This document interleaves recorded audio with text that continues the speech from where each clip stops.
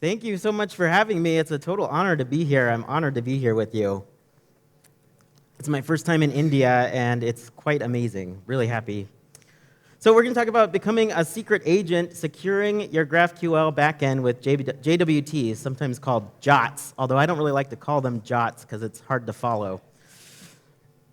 So sometime last year, Hasura, our gracious host, published this guide to handling JWTs on the front end, and it generated this flurry of discussion and controversy and interest and intrigue, and that's what sort of inspired me to give this talk, because they had this article on the front end, and so as I was reading through the discussions of this, people seemed awfully confused about doing JWTs on the back end.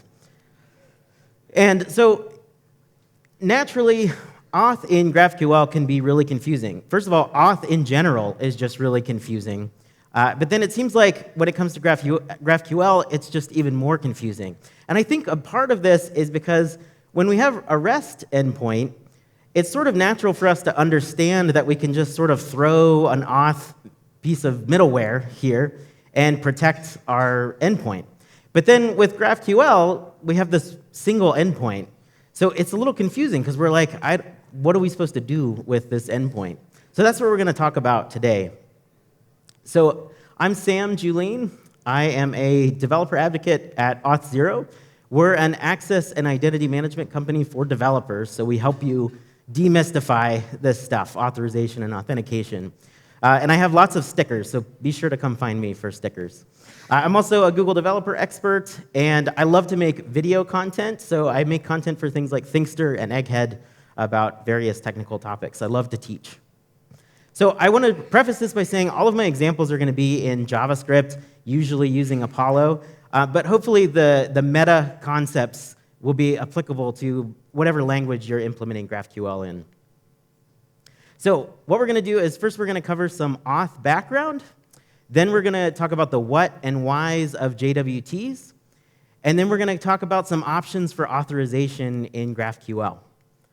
So first, let's talk about some auth background, because this stuff can be really confusing, and there's a lot of jargon that's hard to weed through. So first, let's just define authentication and authorization. Authentication is proving that you are who you say you are, whereas authorization is, do you have permission to access these resources? Now, that's an important distinction to make in this context, because let's think about when it comes to GraphQL. So you have this user, right? And the user is trying to hit your GraphQL server. And the GraphQL server is really a layer over your database, right? So the GraphQL server isn't necessarily concerned with the user proving their identity. It's more concerned with whether the user has access to this data, purely from the standpoint of GraphQL. So GraphQL doesn't necessarily need to concern itself with the authentication piece, but it must concern itself with the authorization piece. And that's what we're going to sort of focus on. What we're really concerned here with is access. So if we think about sort of a common scenario, maybe you have your backend and front end on the same server. And maybe this is some pet project that you're making that has GraphQL on the back end and then a Next.js app on the front end, but they're all living on the same server. So in this case, access is pretty clear because the user will probably take their credentials, send it to the front end. The front end will pass those credentials back to the back end, and then the back end will use those credentials, verify, create a cookie and a session ID, and then send that back to the front end. All pretty straightforward, and that's a perfectly reasonable, viable way to handle this in this situation. The issue is that in the real world, when we use GraphQL, we tend to do this in a much bigger scale. So we probably have something more like this, where we have a front end that's hitting maybe your GraphQL server and then a bunch of other APIs in the cloud. Or maybe you're using an API gateway, and that API gateway is managing other APIs. There's going to be some talks later about that. And so here, the problem gets a little bit more complicated, right?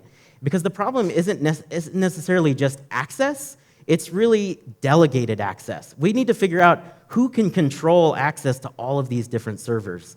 And that's what we need to explore. When we have everything on the same server, everything's really straightforward because we can just use a cookie and a session ID, and one server is granting access, right? But in these scenarios where we have a little bit more complicated architecture, we need something other than a cookie to handle this for us.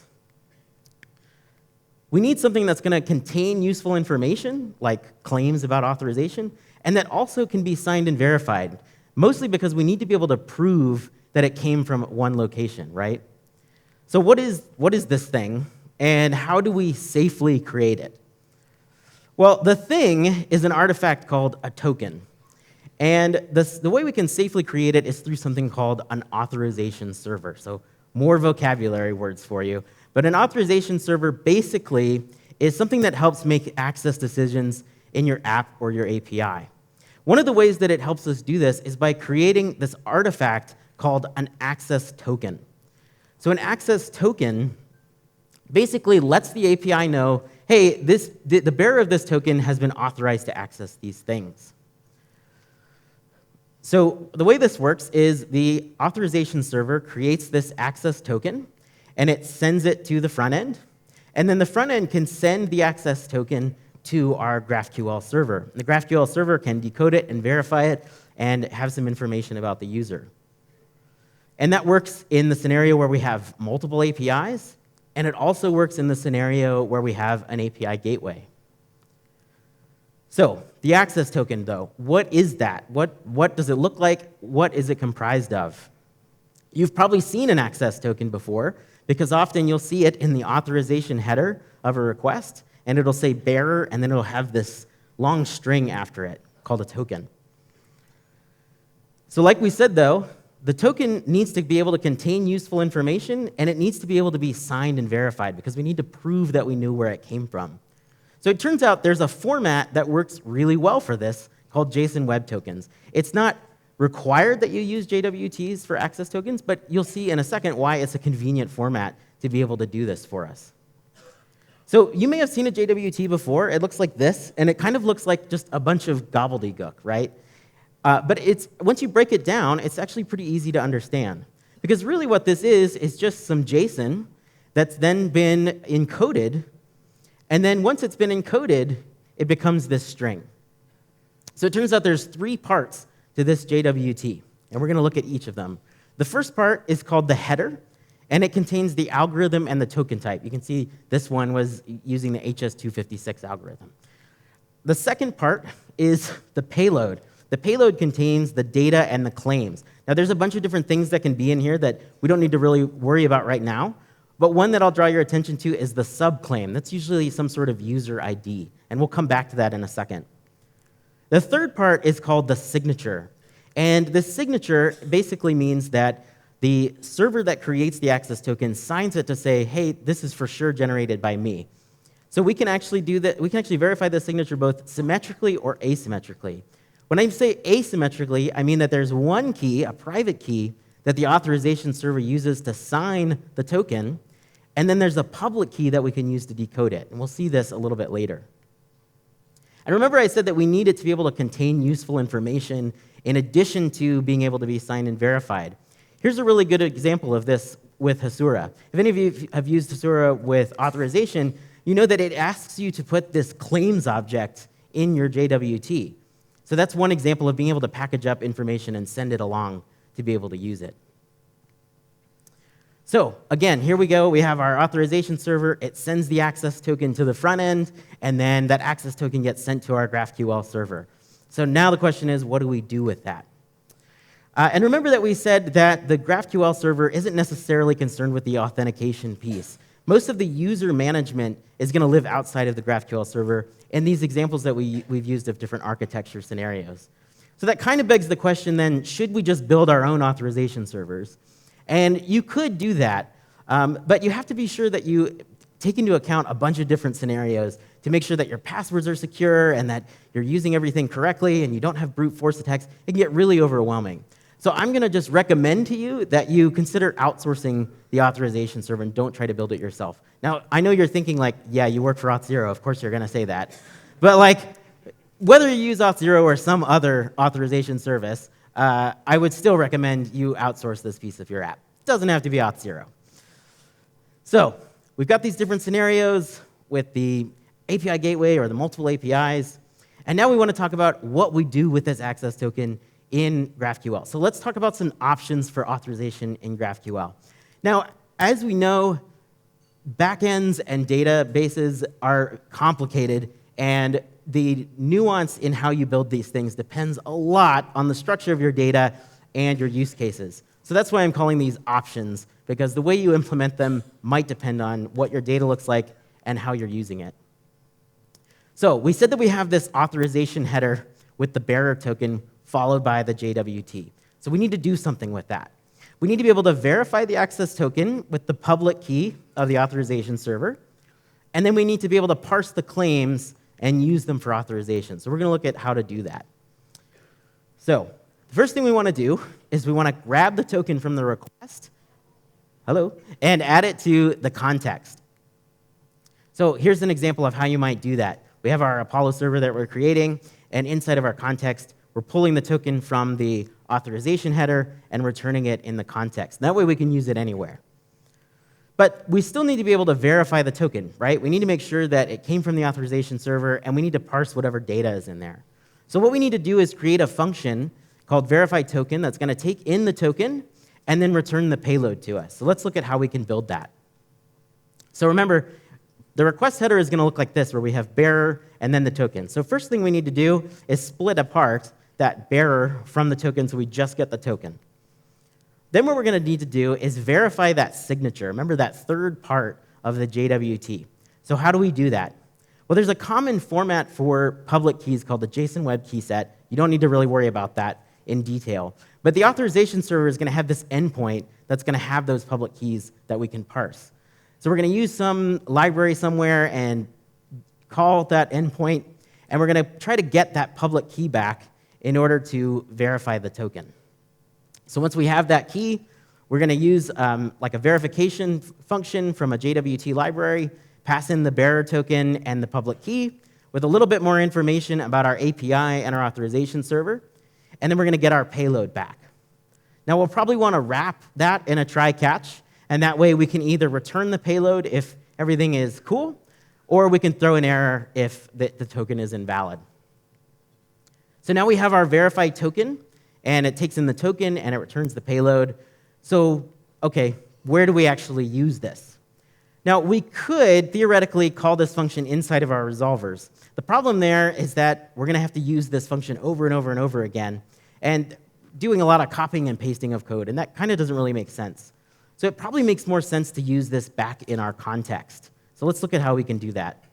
What we might do is create a function called createContext, and in that function, we're going to initialize some variables called token and current user, and we're going to initialize them to null and return them no matter what. And the reason for this would be if you have some public endpoints, you may not even get a token in the request. And so you don't want to throw errors necessarily just because you didn't get a token, because maybe the user's just trying to hit a public endpoint, right? So then we're going to have a try-catch, and in that try-catch, we're going to try to get the token. If there is a token, then we're going to call our verify token function, get the payload. And inside that payload, remember I said that there was that subclaim, which is a user ID. So we could, for example, use that subclaim as our user ID and go get our current user from the database. And then, if we have some sort of problem, we can throw an error. But that way we can return the token and the current user in our context and have them available in any of our requests. So then we'd be able to just use that createContext function inside of our Apollo server that we're created, right? And then inside of our mutations and our resolvers here, we would be able to do something like this. So we have this create event mutation, and we'd be able to check if there's a current user, and if there's not a current user, we can throw an error. And then if so, we can pull that current user out of the context, check their permissions, and go create that event in the database. But there's a way we can make this a little bit more elegant, and that would be wrapping or composing our resolvers. So let's look at a few different examples of this. So one thing we could do is we could pull out isAuthenticated as a higher order function, meaning that basically it takes in a resolver and passes back a resolver. And so we could do our check for the current user there, throw the error if they're not there, and then just move on to the next resolver. And that's going to look like this when we go back to our mutation. We'll be able to just wrap our mutation in this isAuthenticated higher order function, and then proceed to check the permissions and create the event in the database. Then we can go one step further and pull out that check permissions into its own higher order function, do the same kind of thing, and then wrap our event creation in both isAuthenticated and check permission. And then once those are done, then we can proceed with creating our event in the database. So there are a few different libraries out there that make this even more elegant, or maybe a little bit more abstracted from you. And again, this is in the JavaScript ecosystem. But one of them is called GraphQL Resolvers. GraphQL Resolvers lets you do something like this. Sort of takes away one level of detail for you, where instead of making it a higher order function, you just have this regular resolver called isAuthenticated. You see the regular arguments of parent args context info. And then we can do our check here. We can say, hey, if there's a current user, then go ahead and just like continue. Otherwise, throw an error for not authenticated. And then this library provides this nice little function called combine resolvers, where we can then pass in isAuthenticated. Maybe we've created another one called check permissions, where we pass in the permission that we're looking for, and then proceed to create our event in the database.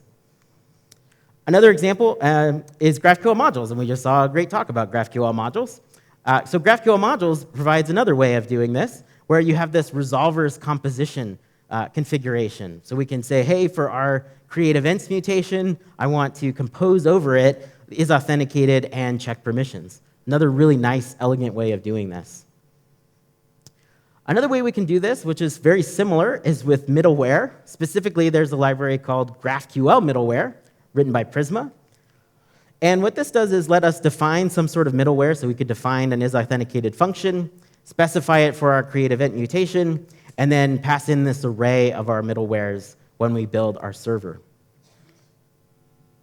And in fact, there's actually an entire library called GraphQL Shield that is basically built on this concept. So the next thing would be custom directives. We've actually already seen a couple of talks that reference this, so I guess it's a popular way of handling it.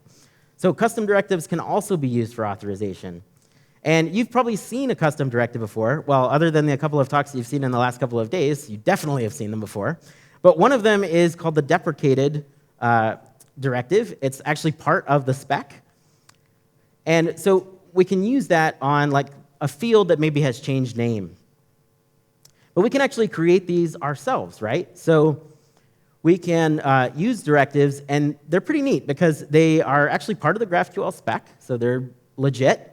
They can change behavior at runtime, which is super useful.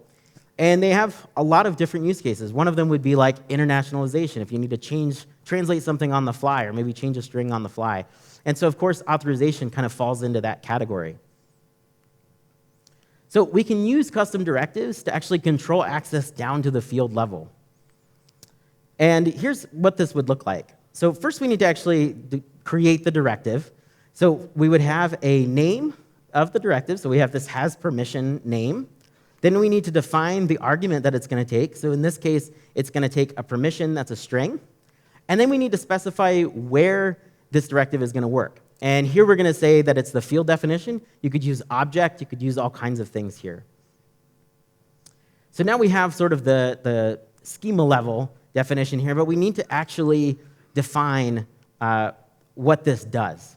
And we've actually seen this a couple of times again in this conference, but you would basically create a custom class, and Apollo provides this base class for you called schema directive visitor. So we're going to have this class called has permission directive, and we're going to create this public function called visit field directive that takes in the field. We'll pull off the argument. Remember, we have that permission argument, so we can pull that out of the arguments. And we're going to have this resolve function that we're going to pull out of the field. And then we'll call field.resolve, pass in our arguments. We'll go get the context, and we can check for our current user. We can check for our permissions. And we can, if everything's cool, we can just apply the resolver and move on. Otherwise, we can throw an error if we want. And then we would just pass in our custom directives when we make our schema. So you can see we have this schema directives object where we have our permission directive. And that way, when we have our mutation here, we can just define create event, and on that mutation there, we're going to say, hey, we're going to add this directive if has permission, and we're going to require the permissions.create permission. So directives are really cool, and they're really powerful, but there are a couple of downsides to them, or maybe just caveats that you want to take into account. The biggest reason here is that they're coupling your logic to your schema. So you just want to be mindful of doing this. It's not necessarily a bad thing. It's just something you want to be mindful of. One of the things that happens with that is that it can be quite difficult to make these really robust. You might forget about a lot of edge cases and end up creating some more problems than you expect. So you just want to be cautious of this, and you want to really exhaustively test this when you add them at this level. So just be mindful of that. Now, I've only had a couple of minutes to really talk about this. A friend of mine named Ryan Schenke gave a great talk on these custom directives at GraphQL Summit in 2018. I'd highly recommend that. Of course, there have been a couple of talks today, so I'd highly recommend going and watching those when they're up on YouTube. Another great place to look for learning about these directives is the Apollo docs. They even have an example here. I don't know if you can read that from the back, but they have an example here about access and permissions and authorization that's a little bit more complex than what I've been able to show just in this talk. So let's do a quick review, because I know I've hit you with a ton of information. Remember, we talked about the problem of access, and we talked about how GraphQL is more concerned with authorization than authentication because of its use of controlling access to the database, right?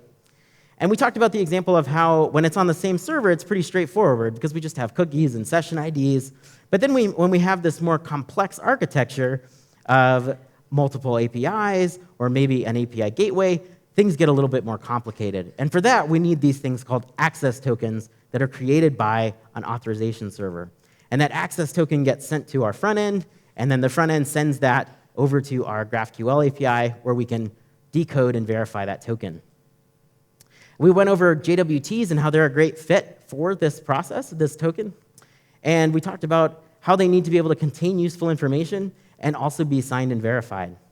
Then we looked at what we do to decode those tokens and verify them. So we talked about using create context to return our token and our user in the data in our context.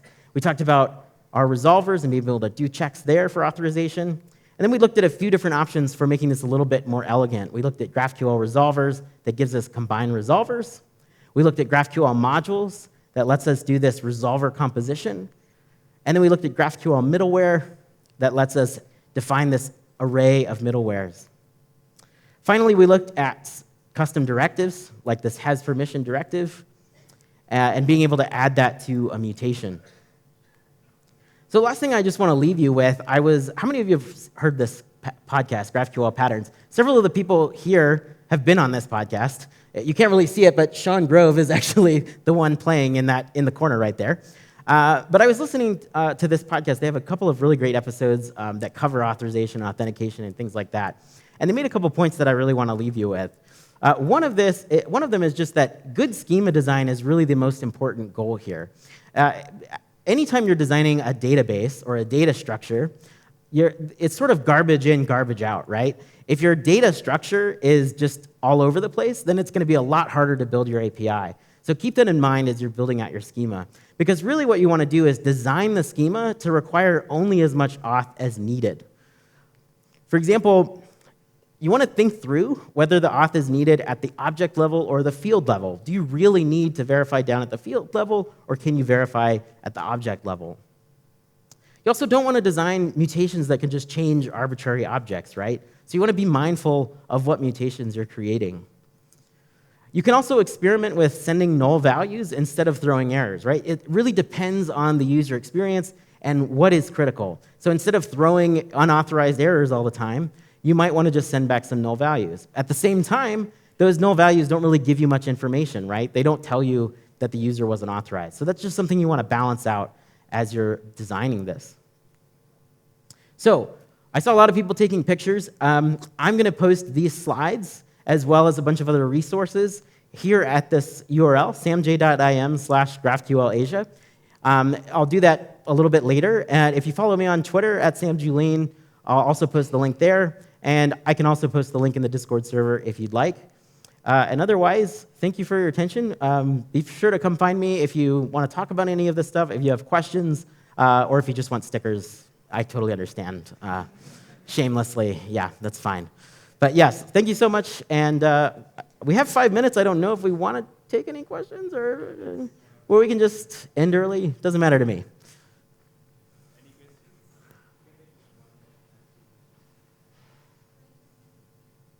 It's also really dark, so that's okay. Okay, thank you so much.